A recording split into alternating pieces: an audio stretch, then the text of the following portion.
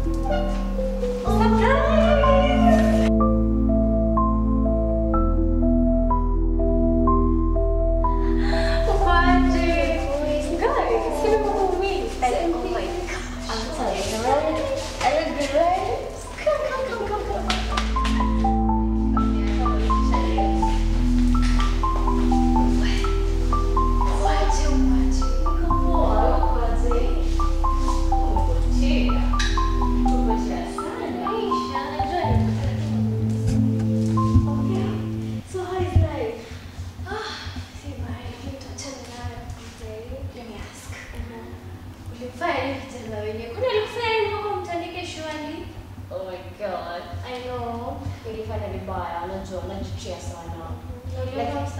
Nilienda nikamwomba msamaha na sasa sisi ni marafiki. For real? No. I'm happy for you. I'm happy for you. So, umekuja sana takosti. A lot of. I have a lot. Let me tell you, I have a lot. Actually, at my end, life hasn't been that good. It has been tough, but at least we are having this. Not giving up. So I'm here. I'm gonna help you. I know, right?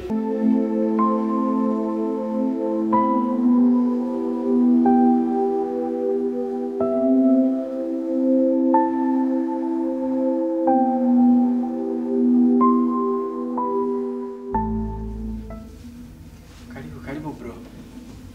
Asante. Asante sana. Kama unapanga pasta. Mimi napanga pasta. Na hiyo ni kile kitabu nasikianga eti ni Bible. Hii ni Biblia. Biblia takatifu. Na humu ndani kuna nini? Kuna maandiko tu ya Mwenyezi Mungu. Kiufupi tu ndio mwongozo yani wa Wakristo. Kwani Mkristo ni kusoma hiyo Bible tu inatosha? Haitoshi kwa sababu unaposoma pia nataka alafu unasoma alafu naamini. Kwani nini maana ya Mkristo? Mimi sielewi. Mkristo yani ni mtu ambapo ameokoka, amechukua maisha yake akayakabidhi Yesu. Na Yesu nasikianga na kuanga wapi? Yesu ni mwana wa Mungu. Kwa kuwa yeye ni mwana wa Mungu, alisema enyi wote mliochoka na mliokuwa na mizigo, njooni kwangu nikawapumzishe. So tunaposema tumepea maisha yetu Yesu, inamaanisha sisi zile dhambi zote tulizokuwa nazo tumemkabidhi yeye. Je, wewe umeokoka? Na kuokoka kwani kuokoka ni nini? Kuokoka ni kuchukua maisha yako ukayapea Yesu. Akakuwe yeye ndiye anaongoza maisha yako. Hadi sasa. Kuokoka ni kukiri kwamba Yesu amekufa na akafufuka. Na huko kukufa kwake ndio kulipia dhambi zetu sisi. Kwa hiyo hata mimi nafaa kuokoka, ndio? Nafaa kuokoka. Wenda maisha yatabadilika nikaokoka. Maisha yatabadilika kwa sababu ukisoma katika kitabu cha Mathayo yule mlango wa 19 mstari wa 29 inasema, acha nikusomee. Na kila mtu aliyeacha nyumba au ndugu au ndugu wa kike au baba au mama au watoto au nyumba kwa ajili ya jina langu atapewa mara 100, atapewa mara 100 na ataurithi uzima wa milele. Lakini wengi walio wa mwisho watakuwa wa kwanza, nao walio wa kwanza watakuwa wa mwisho. Kwa hiyo sasa hivi naweza kujiona kwamba wewe kabisa ni wa mwisho, watu wote hawakuchukulii poa, wanaona wewe ni chokora, yani wanaona sicho kitu kabisa kile. Lakini pamoja na Mungu, kwa kuwa anasema yani yule anayejiona bora anaweza kuwa wa mwisho, na yule asiyejiona bora anaweza kuwa wa kwanza.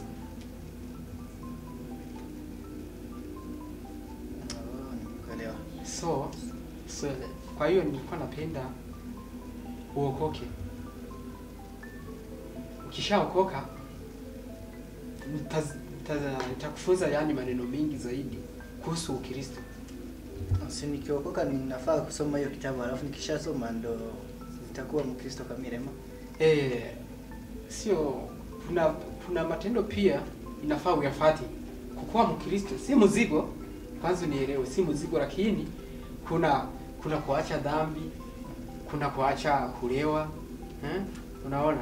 So unaposoma, kwa sababu hiki kitabu pia ndio kitakupea mwongozo mzuri zaidi venye mimi naweza kufundisha.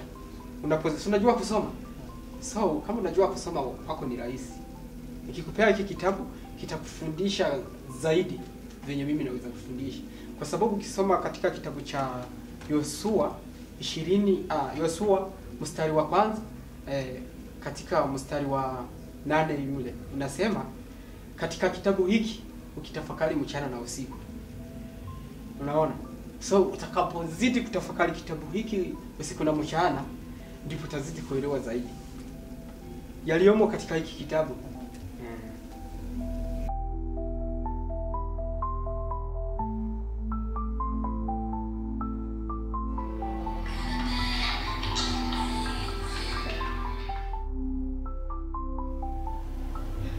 Hello. Hi. Yes. Morning. Good. At home. Yeah. Okay. Okay.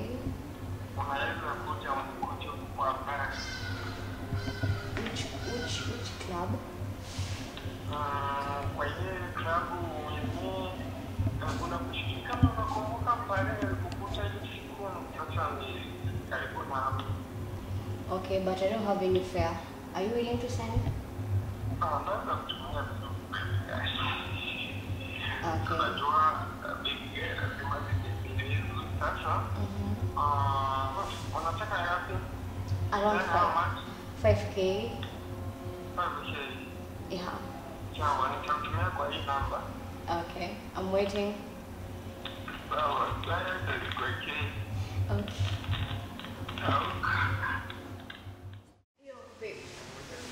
Hiyo dosi ni mob sana kwa fare. Kwani unaenda wapi? The hell, babes. This isn't even anything.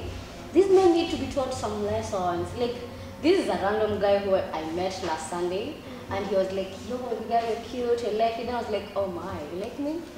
I'm gonna teach you a lesson that you'll never forget. You never change. Of course no. What the hell? So, uko na haraka, unataka kwenda saizi na imagine ndo nimekuja. So, okay, I have an idea. How about we book that club, then we go to Now two of you're us. talking. That's Right? right, babe. Okay.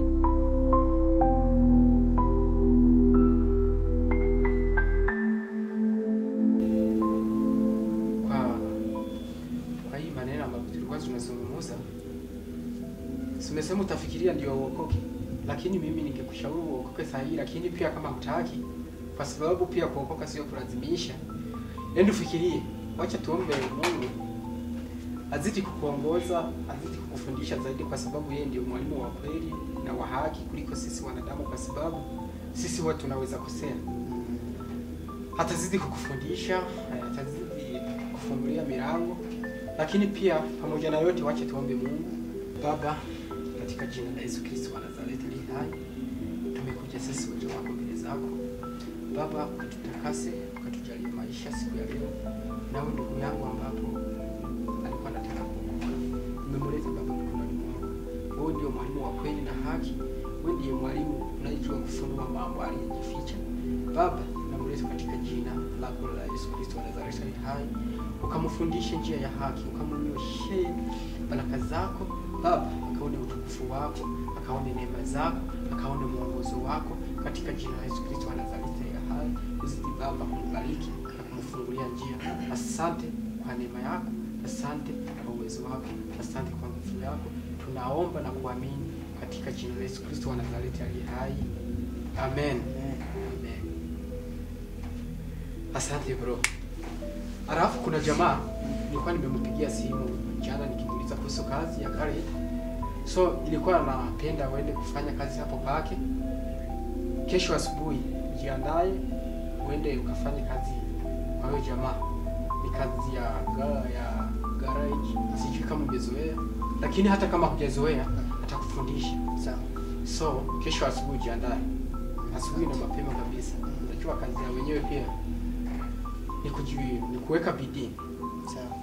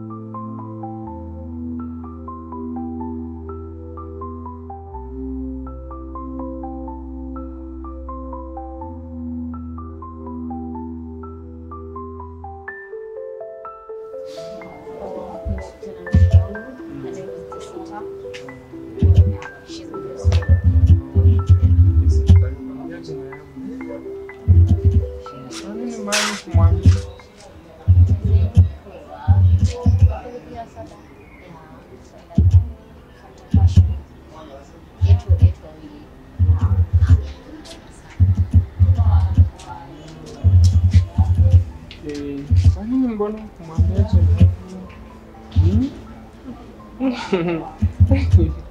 Ai.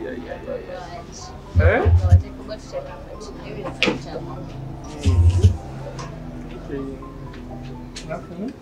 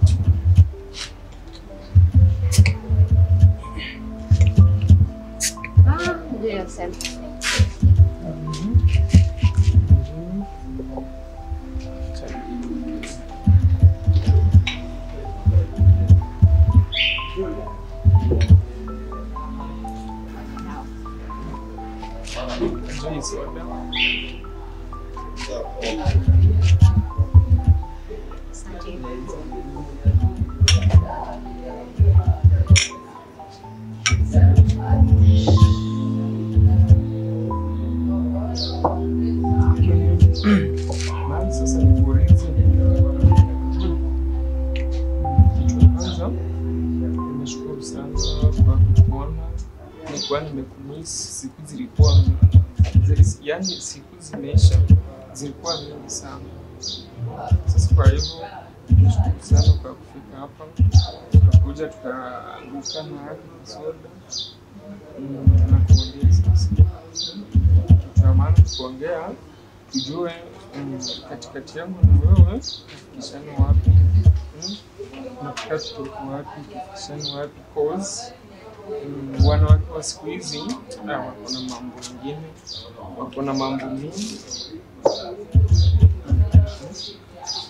Wanawake wa siku hizi wako na mambo mingi, yani kupata mwanamke siku hizi yako serious ngumu. Ni shida sana. Sasa kwa hivyo nataka uniambie unaonaje, utafikishana wapi? Na huyu mwenzako mwenye umeleta akiwa hapa. Asikia, alafu na mimi siku nyingine niko na marafiki zangu wengi. Siku moja nitaleta mmoja pale.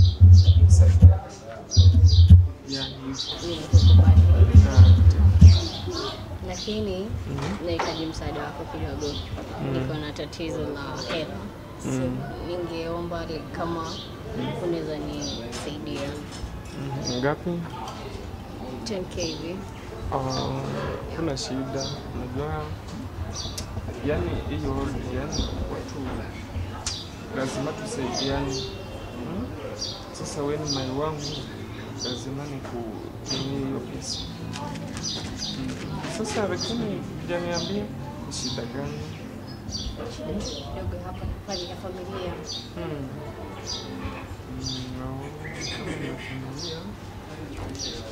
Nitakutumia alafu uone vile utasaidika huko kwa familia. Asante.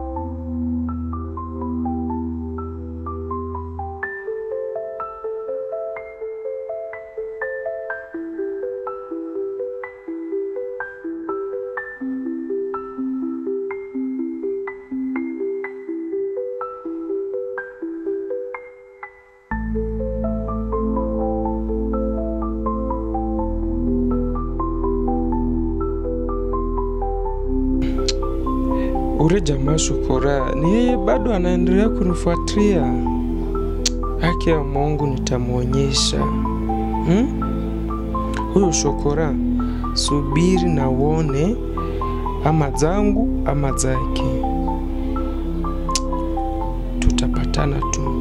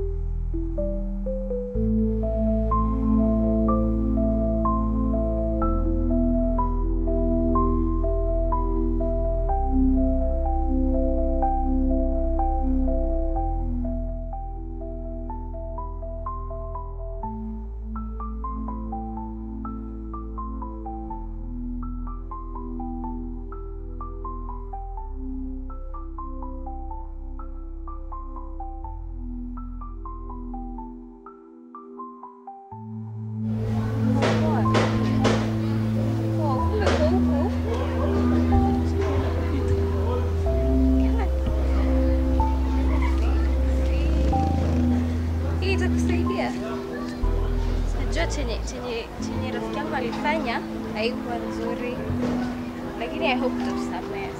Hapo ulimshamsamehea? Sawa. Wewe kwa muonekano wako unaonekana mwenye roho nzuri, sio kama yule dada. Ni dada kama rafiki yako? Ni rafiki yangu, lakini hata yeye ana roho nzuri, ila ni sijui niseme ni kiburi ama nini, lakini hata yeye ana roho nzuri. Si vizuri mtu afanyie mtu vibaya. Unaona hapa duniani kuna watu wazuri na kuna watu wabaya, lakini kuwajua, unaweza ona mtu amevaa vizuri, ako na pesa, ana kila kitu, but roho yake si nzuri. Nimekuja kugundua sasa nimemsamehe. Asante.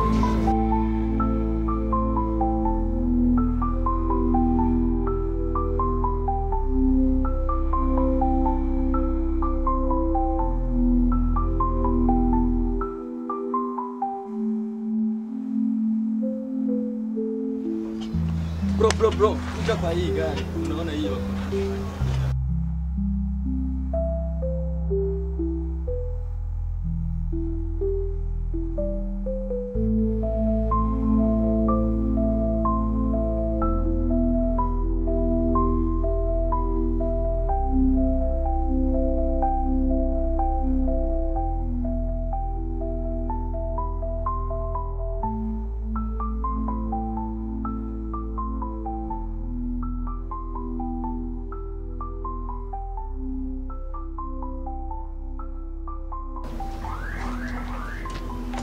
Sasa huyu jamaa anakuja kulala hapa.